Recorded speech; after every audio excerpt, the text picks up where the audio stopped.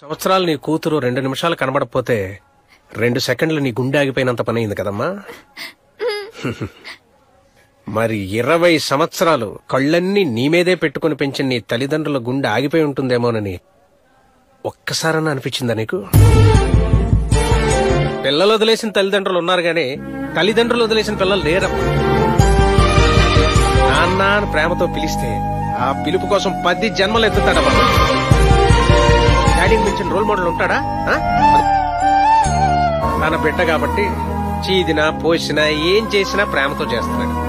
ఇప్పుడు సీను చేసే ప్రతి పని ఒకప్పుడు మీ నాన్న నీకు చేసిందేనమ్మా.